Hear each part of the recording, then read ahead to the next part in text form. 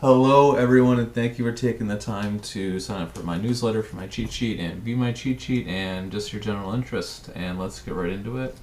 If you saw the preview, you'll know that there's going to be a tab for every position in Draftkings, including the quarterbacks, running backs, wide receivers, tight ends, along with defense and special teams. I'm just going to go through each one very quickly. If you want a video with more detail about what every column means, what goes into every column, some of them I take into account both defensive stats and the quarterback stats, let me know and I'll be happy to make a video if there's enough interest as well. Just go in more detail. I'm just going to try to keep this one brief just so you don't have to waste your time hear me talking for an hour. What we have is we're going to have the stats and injury. We have the fantasy points per game, their salary, what you need to hit 2, 3, and 4 times value, their opponent, team's points per game, the opponent's points per game, and the predicted Vegas team total along with the spread. Opponent fantasy points per game to quarterbacks, total yards per game the offense has, the quarterback's passing yards per game. Jameis is only played 1/2. Opponent offensive passing yards last 3. Opponent total yards per game, opponent passing yards per game, quarterback yards per attempt, opponent yards per attempt, third down efficiency for each team, and again it's greens for good, red not so good, opponent third down efficiency, so how often does the opponent stop someone on third down, plays per game the offense runs, opponent's plays per game, turnovers per game, that's team turnovers per game, not quarterback turnovers per game, opponent turnovers per game, red zone touchdown percentage. So how often when a team goes to the red zone do they score a touchdown? So you can see, especially watch Sunday night, Houston is awful in the red zone, so that's why Deshaun Watson's like 37%. Defensive red zone touchdown percentage. So if you're looking at a quarterback, this is why Matt Ryan, everybody's going to be so chalk. 70% of the time it lands in the red zone, they score, and Tampa gives up a touchdown in the red zone 97% of the time.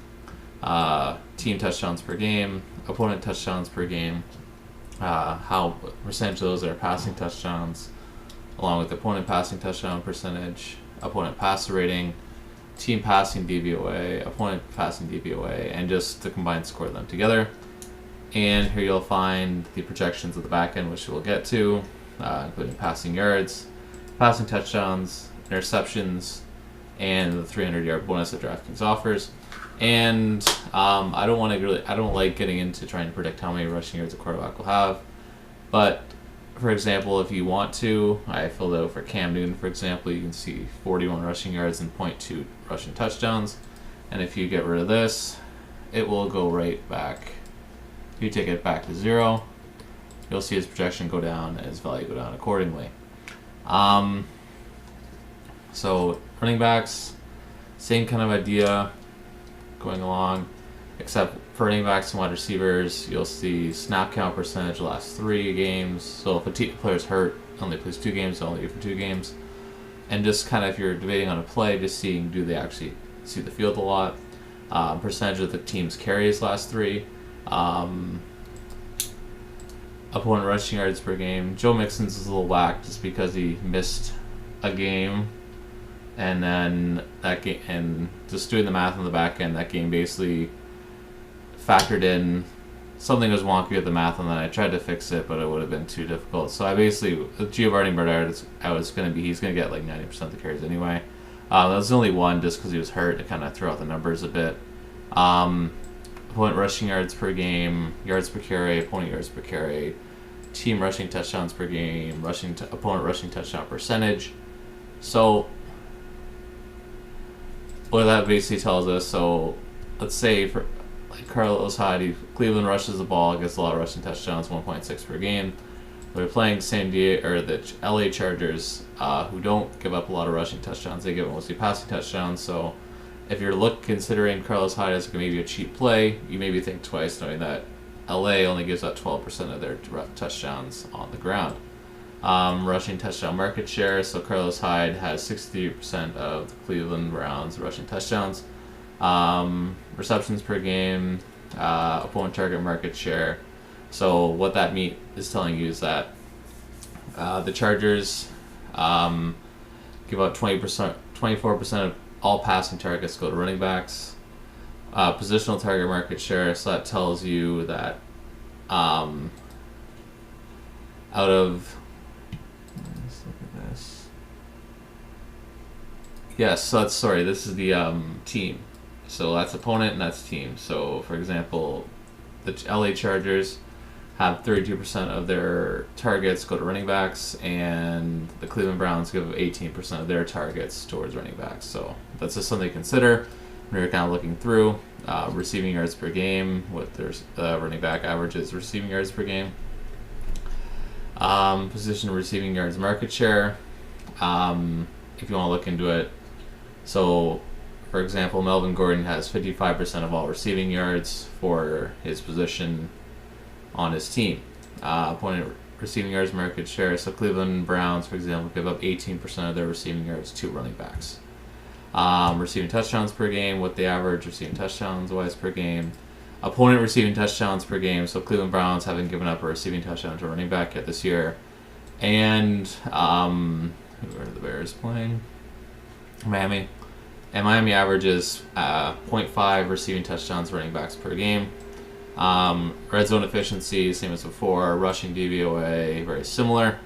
And here you can just see projected rushing yards, rushing touchdowns, receptions, receiving yards, receiving touchdowns, and a 100-yard bonus, along with projection. I included the RotoGrinders projections just because they're free as well. And how I do it for the final projection, I do half and half, and that's the same for quarterbacks, running backs, wide receivers, tight ends. If you want to go more on the RotoGrinders projection, let's say, where it says AW2, for example, you just so you can change that to 0.7, and mine to 0.3 if you want, just so it shows 70-30, and it'll adjust the projections accordingly. So you can totally have that option as you wish to change those projections on the back end, and if you want to change anything on the front end as well, if you don't want to ignore the whole back end projection process, just kind of go with the idea, but you want to change the projections, you can change this to 81, for example, or if you think Ezekiel will have like 2 touchdowns, you can alter that and it'll change in the front end as well. I just recommend you mark it in pink. So I already lost where Ezekiel it was. I just recommend you mark it in pink, like I do if I do, just so you know if you change it. That way you can take something with a formula and just drag it down and it'll go back to normal. So let's just say you can kind of adjust on the front end as well. Wide receivers, same kind of idea. Target share, positional target share, opponent positional target share, yardage shares. Everything's kind of there for you just to kind of determine where teams' yardage go, where the big plays most likely to happen, just so it kind of helps you make a better decision and find those value plays throughout the slate. Defensive special teams, I have the team, their opposing quarterback, what they need to hit 2, 3, and 4 times value, opponent's team total, the spread, and the opponent offensive line's adjusted sack rate. So, for example, like the Vikings playing Josh Rosen, this is why they have a 10. Josh Rosen's offensive line is a 10.7 adjusted sack rate, which is the second highest on the slate. And also, their offensive line goes up, Minnesota gets 2.5 sacks per game. That probably leads to them being the highest scoring cost defense in the slate.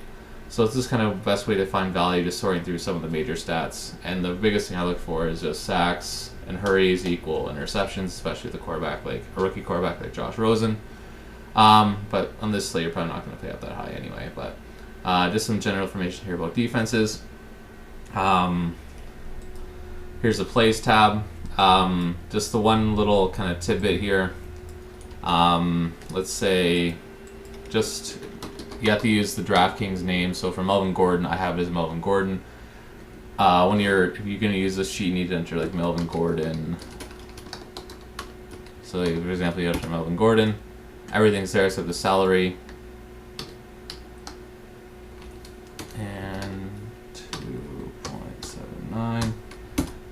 It's just kind of a little pain if you're entering Melvin Gordon, for example. and then you can see a salary. But for the most part,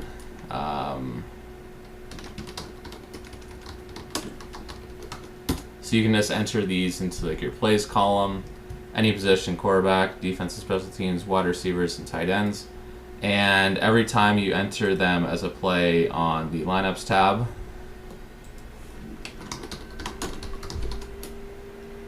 they will show up in the plays tab, so you can see across how this one lineup. So if you're entering a lot of lineups and you kind of want to see how much exposure you have to a player just from tinkering, if you're making 10, 15 lineups, you can see I have up to 70 in here.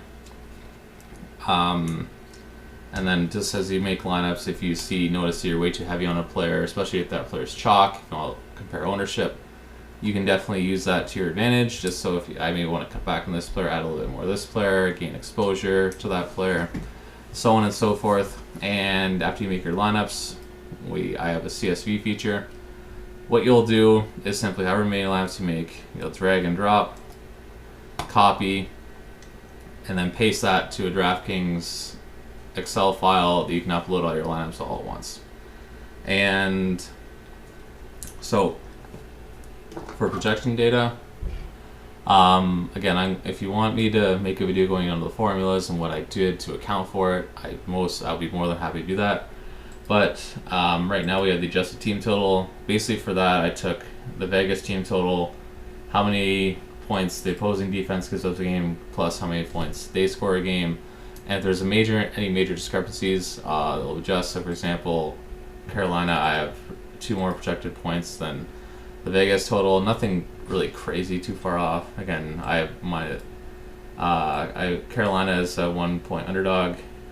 According to Vegas, I have them as a 1.71 favorite. So very minimal difference, but just something I kind of like to do, just to get an idea. And the biggest one is probably, for example, Ryan Tannehill facing Chicago. I have him as an 8-point underdog, and Vegas only has him 3.5. So just something a little different is based on how they perform so far. And so we have projected touchdowns. So that's how many projected touchdowns the offense is going to score. And I just base it on third down efficiency and red zone efficiency, because the amount of times you see teams drive up and down the field, they get to the red zone, they can't score. So just kind of factoring that in. So that's projected touchdowns. Projected yards per attempt, I take that based on the quarterback's yards per attempt and factor it with some of the defense.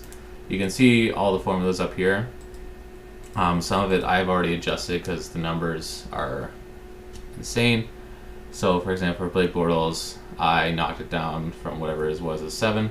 So if you want to go have a fresh, clean slate, just find a yards per attempt I didn't adjust, such as Derek Carr, and just drag up and down accordingly. And for any column that you see, you can do that. So if you see formula, just drag it up and down. It'll automatically adjust to what it is if you want to start from scratch. And if you just want to keep an eye on projections, you can do that as well. Projected plays, I just factor in opponent's plays that opponents and defense gives up, along with their offensive plays, and factor in pace of play. Projected pass percentage, you can just adjust that. Everything's decimal, so 1 being 100%. Projected completion percentage, projected offensive turnovers, and projected passing touchdown percentage. And this is all weighted based on the opponent and the team's offense as well. And in gray, you'll find projected pass attempts, completions, yardage, and projected touchdown passes. And in gray, that means like this is just it. You can alter everything in here, and it'll affect the math for the projections in here. This section, everything in green, yellow, you can change. So for example, you can change the running back target share and receiving touchdown share for running backs, receivers, and tight ends. And this is kind of cool because, again, factors in the opponent and the team they're playing. And if you want to change it, you can. So let's say you want to alter Atlanta's receiving touchdown share from 72 to 70. You'll knock that down to 70, and you can see in the end here, total target share and total TD share, it shows 0.98, so you have 2% to allocate somewhere else as you please. And so let's say there's a major injury at tight end. Let's say Philadelphia lost Zach Ertz, and 25% or like almost 30% of their targets went to tight ends. You're probably going to want to knock that down and devote more of those targets to other places. So it just gives you that option as well going into a game and showing how that'll affect value on everyone else accordingly. Running backs, just a note, I have everything ordered by team and color coded for every edited category is color coded, so you can edit the projected carry percentage. Just note that running backs, it doesn't add to 100 just because you have to factor in how often the quarterback does rush. So if you go to something like Carolina, I only have 80% of the carries allocated because Cam Newton is Cam Newton, for example. So that don't usually add up to 100 just because you got to factor in how often the quarterback's going to run and scramble. So you can adjust the carry percentage. Again, decimal, you can adjust that to 0.7. On the back end, you'll then see that those projected attempts change. So you can adjust projected carry percentage, projected rushing touchdown market share, adjusted yards per carry, and that just factors in their yards per carry, opponent yards per carry, along with the DVOA score back here of what a team or their opponent has. And you can adjust yards per carry. You can also adjust the positional target market share as well. So if you think David Johnson is going to get 80% of the targets, you'll see the projected targets bump up. And for running backs, I just go off their standard catch rate. You can, if you want in here, say, edit that to 5 and this to 4. Again, I just recommend you highlight that in pink just so you know. And if you want to change it, just find something that has a formula in it and drag it up or down accordingly just so you can get it back to normal if you want. Receivers and tight ends. Sorry. Same kind of deal, projected target share, catch rate, yards per reception, and touchdown share. And just try and keep it just so everything's color coded. You should be able to find one with a formula tag like this. So if I change this to 56, for example, 56%, and I want to change it back, drag out from something that has a code inside, and then it'll change back to normal. So if you want to fiddle with it, just because everything's color coded, just because there's so many receivers or positional players. But again, you can alter target share, yards per reception, touchdown share, and catch rate. Just make sure that projected target share equals 1, just so you're allocating every target. And if there's a major injury, for example, throughout the week, you can just change this to 0 across the board, for example, and allocate whatever targets become available because of that injury other places if you'd like. And that's same for tight ends as well. And what else do here? And I also include row projections as well. Went a little bit more longer than I expected, but hopefully you guys found this useful. If you're interested in getting a longer video just to go over more of my thought process and the math behind my projections in more detail, along with going over some of the other sheets I have here, such as and how I factor that into my projections, I'm more than happy to do so. Just give me some feedback. Let me know if that's something you'd be interested in. Thank you again for taking the time to view my sheet, and yeah, see you soon with the update on Friday or Saturday with more injuries and information becoming available. Have a great night.